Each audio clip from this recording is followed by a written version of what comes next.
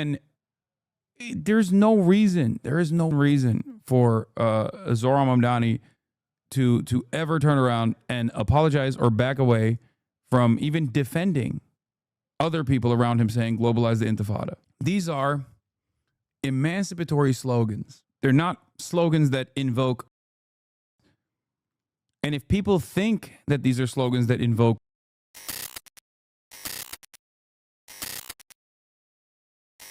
you know, and a second day of meetings set to begin between the New York City Democratic mayoral candidate Zohran Mamdani. This guy's another guy who can't fucking say Mamdani and can't even say Intifada and will, you know, still act like he's terrified of it. Anyway, all this stuff is coming from the reporting that took place. There's conflicting reports from Semaphore as opposed to Wall Street Journal about whether or not Zohran Mamdani actually backed away from saying globalize the Intifada or whatever the fuck. It doesn't really matter ultimately. I don't know where this will go. There was a Politico reporting that said that they were going to make a big reveal about Zohran's big announcement on the Intifada stuff, which is so fucking stupid. Don't back down. Nobody cares about this shit. Be honest. Be honest. Honesty is the best policy. Okay? That's it. Because backing down and capitulating to these cynical fucking charlatans that are simply trying to manufacture outrage will cause you to be dishonest, when honesty and earnesty is what got you the victory. Okay? That's it. I said this yesterday. Per source who attended the partnership for a meeting with Zohran Mamdani, he said he understands globalized Intifada is interpreted by news users as a call for violence, blah, blah, blah. I said, this isn't a sincere request. Any concession on this, instead of moving on to the real issues that matter, will make this a bigger story for the media to farm. They will then ask why Zohran Mamdani doesn't condemn it anytime someone else says it.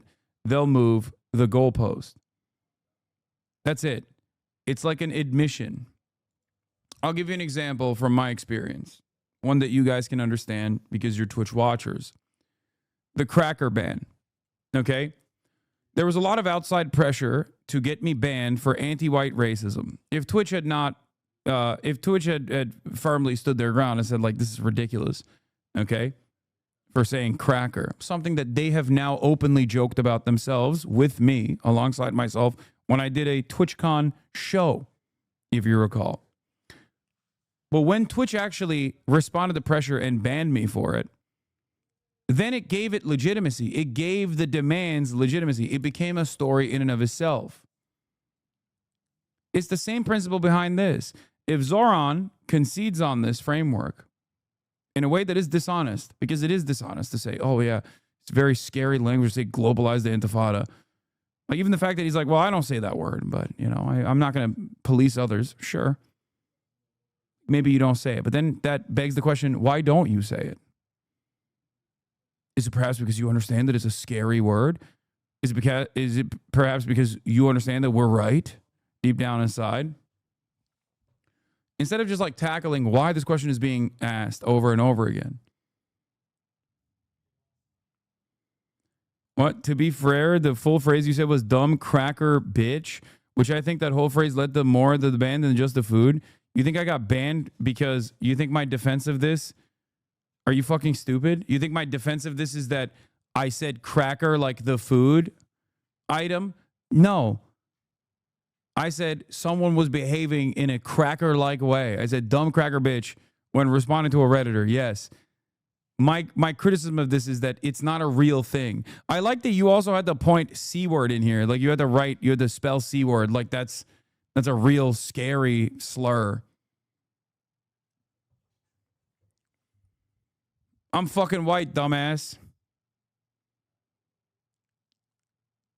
It was obviously such a silly thing that Nabisco, Wheat Thins, literally jokingly sent me a cracker pass. Let's take a look.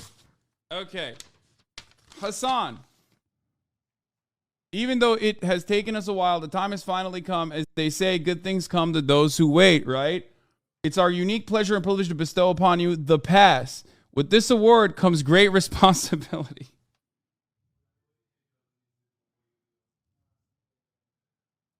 Enclosed with this distinguished honor are several boxes of wheat thins for you to snack on, share, give away, or whatever else you might think of. Our banter this year is something to be really proud of. Maybe the real friends were the crackers we ate along the way. Your friend, Wheat Thins. P.S. As excited as you are and inclined as you may be to share this pack. By the way, they were literally up for an award for this. This was like, I'm pretty sure they got nominated for an award for this as like viral marketing. Like, that's how little people thought this was a sincere ban. Do you understand? A multi-billion-dollar corporation made a mockery of it. And there are still dumb fucks in here that are trying to go, well, you know, you did call someone a dumb cracker bitch. Like, you did exhibit anti-white racism. Okay? Bitch is a worse slur than fucking cracker in that regard. Okay? And if someone were to be banned for calling someone a bitch, that would be ridiculous.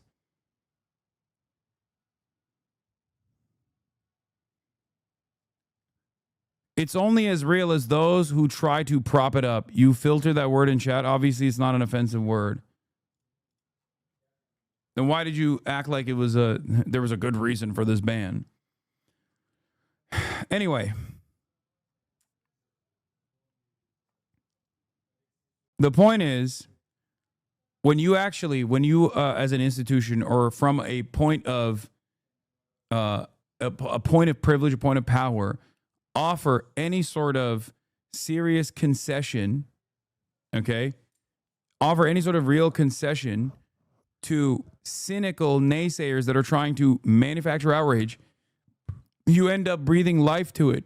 You look like you did something wrong when you didn't do anything wrong. It's that simple. Now, are there actually instances where you might fuck up and it's worthy of like saying my bad? Certainly. There are plenty of instances where I have, okay? Oh, I'll give you an example. The other week, when I was reading a tweet from my friend who is trans, Juniper, I read out the T word, okay? Dude, are you trying to get... You can't... The reason why we still auto-mod it is so that you don't get, like, falsely tagged, okay? Like, I shouldn't have done that. Anyway, going back to what I was saying, I shouldn't have done that, for sure. It's not the end of the world. Obviously, I'm not transphobic. I know that people don't think I'm transphobic. Okay? Like, it's not, it's not worthy of any sort of, like, serious condemnation. If you consider it to be a real indication of, like, genuine transphobia, then I apologize. I'm sorry. But I am not. I'm not a transphobic person. In any case, it's like, people tried to make that a bigger deal. There were members of my community who sincerely tried to make it a bigger deal. And then there were a lot of outsiders who tried to grab onto it and turn it into a much larger, a much larger issue in and of itself. My friend is trans and is your fan and says you're transphobic, but it's fine because you're dumb. Okay. But the point is, there are audiences that are actions that are worthy of apologies. And then there's actions that are not worthy of apologies. Okay. It's that simple. It's that simple. That's it. Globalize the Intifada, especially if you haven't ever used it yourself. But even if you did, is not worthy of an apology. Just like saying from the river to the sea, Palestine will be free, is not an anti-Semitic statement. No matter how much people say, it makes me feel bad, it makes me scary. That's your issue. You have to figure out why you're afraid of this. That's not everybody else's issue. Okay? It's that simple. It's ridiculous. I am trans. You are dumb about trans things that are low-key transphobic and don't know it in that way, but your heart is in the right place. You're our himbo. Okay. I guess you're subscribed to a transphobic person as a trans person yourself. I don't know. But in any case, there are instances where an apology, a sincere apology, is warranted, and there are instances where you've done nothing wrong. Okay? And there is no reason for Zohran Mamdani to ever turn around and apologize or back away from even defending other people around him saying globalize the Intifada. These are emancipatory slogans. They're not slogans that invoke. And if people think that these are slogans that invoke violence, it is because they are defending the actual violence that the people making these emancipatory slogans are experiencing. Just like Black Lives Matter is an emancipatory slogan to address the injustice that black communities experience in the hands of the police, disproportionate targeting, and overall, that is normalized through the racist criminal justice system. Plenty of racist people have turned around and said, this means you want white people. Okay, why don't we take that seriously? It makes white people scared. It makes racist white people scared. So why is it that I'm supposed to take it seriously when someone says, well, I'm Jewish and it scares me that you're using an Arabic word for uprising? To me, this means you want to kill all Jews. Okay, well, you're schizophrenic. That's it. That's your problem. That's not my problem. That's it. Racism. Like, oh man, it's no different. It is no different than a racist white person saying Black Lives Matter scares me because I feel like you're saying I want to kill all white people. Globalize the Intifada scares me because I feel like you're saying you want to kill all Jewish people. No different between these two. These are both inherently reactionary statements. That's it. You love using black people's struggles to get your point across. Could you maybe then shed light on the genocide going on in Congo as well? Oh, this got to be a federal agent, right? I'm just moving on. Oh yeah, dude, you hate about oppression here? How about you name all the oppressions? Oh, you're an oppression enjoyer? Name all of them. The ironic part about this is you literally just came in here in the process of me describing black struggle in America, in defense of black struggle in America, in an effort to contextualize another international incident taking place. And you said, well, that's not enough for me. Name some other struggles that black people are experiencing. Like, what an insane... Like, what is happening here? It's not even Oppression Olympics. It's like, yeah, I was literally in the process of not just weaponizing black struggle. What, you think Black Lives Matter is a popular cause? Like, what are you talking about? It's so stupid. And more than 100 executives. It's been organized by the Partnership for New York City.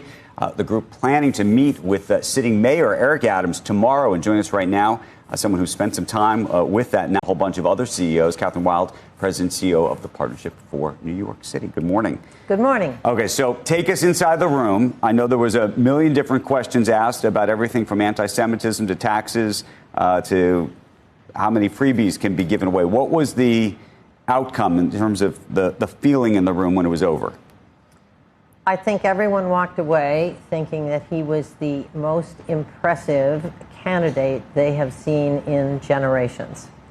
He's very compelling, charming, smart young man, and gives you a sense of he's honest, means what he says. So and he's full of hope. Okay, so here's my question though. There were yeah. Okay. Well. Talk about the drama. Talk about the bad things. Talk about the bad things. He was scary, right? He said he didn't say Am Israel Chai. He said he's a socialist. That's scary. He wants to obviously hang every billionaire, clearly, including those in the room. In terms of the reporting that I saw on this, a lot of folks who thought he was charming and a great candidate. Clearly, he's a good candidate in that he was able to attract a huge base and could speak in a way that attracted a group of people to vote for him. Having said that, there was also a sense, at least from some of the reporting that I saw and folks that I talked to, that a lot of the people in the business community might have thought he was charming, but fundamentally disagreed with his underlying views of how to attack the city's problems. Totally, you didn't let me finish. That was my butt. Okay. No, he's clearly totally inexperienced. They raised the issue of, it's a city of 300,000 people. It's a very complicated management experience. What have you done? What's prepared you? He said, well, I'd surround myself with good people and follow the Mike Bloomberg principle of letting them do their job. That was a good answer, but I don't think it was it made up for the lack of experience. And on policy issues, he's sourcing from sources that they don't believe in terms of the fiscal realities, the tax impacts, et cetera. And did he hold firm? Did you feel like he on those views? Did you think that there was a flexibility to his perspectives? I don't think he What he said was he wouldn't be flexible on his basic values, but he was eager to learn. He seemed to want to say, I'm open to learning, to better understanding. And he said, importantly, because I think this is important, I think we all agree the challenges facing the city, he nailed it, affordability and et cetera. The fact that... Are you not at all worried about how easily Zohran caved and to who he's caving, assuming it's true? Like he's only caving to one group, the Dem establishment, which he literally does not need to win. If anything, this is going to hurt him and makes me worry about his ability to stand strong. I don't think so. I don't. I mean, we'll see. Only time will tell. But I think he's smart enough and surrounded by like-minded enough individuals that he's not going to do that. I don't know if he actually fully caved or anything like that. I don't think this is copium either. Like he's not doing any of those things. I like that he's got billionaires talking positively about him after one meeting, saying that he's like undeniably charismatic. You know, the left infighting about this is big. Cinemarxism and Mike from PA had an argument this morning about it. Yeah, I mean, we'll see. We'll see what happens. Like I said, only time will tell. You're already getting doomer worries on Zohran? No, I'm not. I'm not getting those worries. I think he needs to continue paving his own path as he has done so far and lean into what got him elected. And what got him elected was not like the little name recognition that he had and the fact that he was able to take advantage of that little name recognition. What got him elected was that when he actually presented himself in front of people, he was earnest, and they attacked him about the Israel shit, and it didn't matter. Until he gives me a reason to worry, I'm not all that worried. I said. That doesn't mean, but I do think there is a yearning for generational change in the Democratic Party. Paul Begala is still trying to make the case for moderates to have the energy in the Democratic Party, while Alyssa Farah disagrees. Let's take a look. That doesn't mean, by the way, generational change does not necessarily mean ideological shift. Right? We all got all gassed up because some guy got 43% of the New York Democratic primary vote for mayor. Good for him. He ran a fine campaign. 4 days later, James Walkinshaw won a landslide in the Virginia 11th special election. Another congressman died, Jerry Connolly. And he's young too. And nobody noticed him because he's a moderate. And we don't want to acknowledge that the real energy in the Democratic Party is on the moderate side. That's how Mikey Sherrill won a convincing victory to be the nominee for the Democrats in New Jersey for governor. How Abigail... Yeah, the Arizona situation is pretty obvious. It's like just because you're young and attractive doesn't mean that you're actually progressive. And if you don't actually channel progressive policies, just simply being young and doing social media hits is not going to carry you across the finish line at all. It is actually it is unironically a direct example, so close to the Zohran Mamdani victory, of exactly what I've talked about. It proves my point. If you don't want to believe the point that I'm making over and over again by my comparisons to Bernie Sanders and his approval rating, Bernie Sanders, who is, 800 years old and not exactly the best social media personality. And having said that, people still love him. Deja Foxx is a perfect representation of simply being young doesn't automatically translate as being progressive. Okay? That's it. And it's very obvious that for a lot of Democrats, they thought they could act like people were progressive. The New York Times made an error in their reporting on this that I think is like deliberate because it's so erroneous a claim to make. It's such a wrong claim to make that I suspect they did it on purpose. Here's what their reporting on this was. Hold on, let me see. Where the is it? Oh, here, this is it. Mamdani momentum withered in the deserts of southern Arizona, says Jonathan Weissman, looking at Jack Healy's report on the New York Times. This is the quote that I'm looking at. Mamdani momentum withered into the deserts of southern Arizona on Tuesday night, Jack Healy said, on Adelita Grijalva's convincing win in Tucson against the upstarts who called for a new face and name to succeed Raul Grijalva in the House. Except, as Faiz Shakir posted, Adelita was the Bernie and AOC-backed candidate, the candidate who stood on the stage at their very well-attended Fight Oligarchy tour in rally in Tucson earlier this year. Now, Adelita herself has some issues. Okay? Adelita herself has some issues as well, for the record. From what I understand, she's also like noticeably quiet about Israel. That's one aspect. Like she, but beyond that, there's a couple other problems with her. But obviously, she was considered the most progressive candidate. Asia Fox, on the other hand, Adelita Grijalva. Deja Fox, on the other hand, literally was like a Kamala Harris person and a social media influencer. It's not going to work. Just simply being good on social media is not going to carry you across the finish line. That's crazy. Unfortunately, the New York Times is trying to portray young people and progressives as gullible and shallow voters who get behind any young person on TikTok. His prominent backers all endorsed the winner of the primary, and yet New York Times says her win was a blow to Zohran. If anything, this proves young people and progressives didn't rally behind Zohran just because he was young and used social media, but because they liked his policies, and they liked that Adelita's policies. She was backed by AOC, Bernie, and the Working Families Party. These are all Zohran backers. She was backed by CARE. These guys have cultivated their own. Yeah, she was not just a common person. She was a K-Hiver and a staffer since 2020. Deja Fox is. And she was a moderate posing as a progressive. There are many such incidents. The Democrats have taken note of at least the David Hogg criticisms about the gerontocracy and think that the solution to this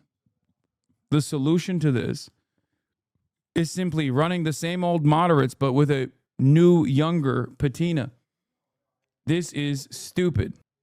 Of course she lost. It's no secret that I don't look like the other folks on this stage, or it's no secret that I don't look like the other folks on this stage or in Congress. And that's because I'm not. I was raised by a single mom here in southern Arizona. We relied on Section 8, food stamps. Bro, this is literally like young, hot Kamala Harris. Oh my God. It's actually freaking me out. And Medicaid, just even like the single mom, young single mom, and then the eye thing that she does where she's like this. to get by. I've been homeless. I've worked at a gas station. And if you at home are feeling like politicians just don't get it, I'm here to tell you that they don't. They'll never know what it's like. I'm here to tell you that they don't. Head shake. That's literally Kamala. That's like to a T. What the Like to make hard decisions in the grocery checkout line, or to work full. Then she went to a Prada event in Milan during the campaign. Yeah, because she's a social media influencer first and foremost. It's so ironic because wait, actually it wasn't. I think it wasn't Prada that invited me to their Milan launch, but Prada did send me the shoes from their new runway. But again, I'm not running for office. I'm a social media influencer. She's running for office. Full time and still not make the bills that month, have to choose between bills and back to school clothes, to be 16 years old and work to support your family. That's the kind of experience I bring to this race. It's the experience that we share. And it's the kind of... What's good, King? Damn, it's a sick shirt. Anyway, so the fact that they're trying to do this shit, the fact they're trying to angle this is really